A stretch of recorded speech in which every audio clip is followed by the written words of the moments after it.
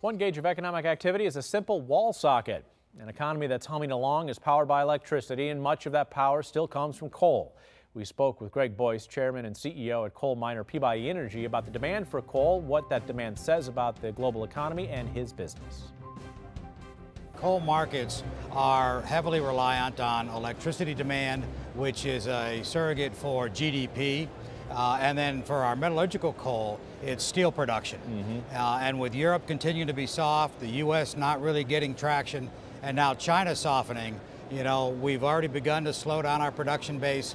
We may see more of that across the industry over the next quarter or so until we see economic activity getting back where it needs to be. Do you keep one eye on the price of natural gas? In other words, Greg, how high do gas prices have to go for you to see a turnaround in your thermal coal business for electricity production?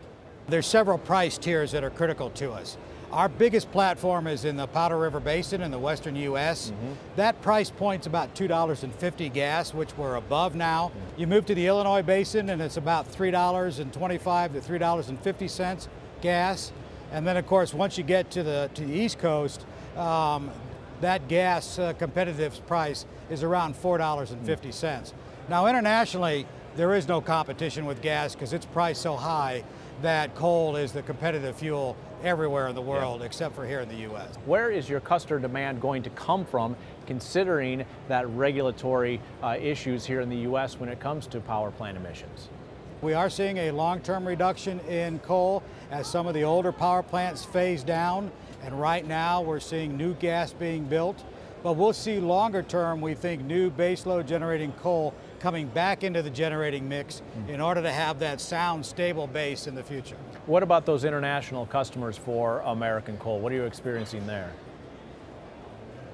Well, internationally, it's a different story. You look at China, you look at India, you look at the rest of the globe, 85% of the growth in coal is going to come from those two countries, China and India.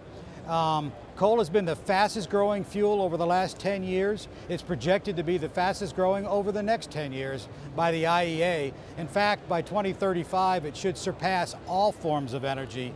Those are statistics people don't recognize or hear often enough in terms of the growing long-term demand for coal. Finally, Greg, you've got a very unique perspective on the U.S. economy. You provide coal to generate 10% of electricity throughout the United States. What's your take on economic demand as we move into the new year?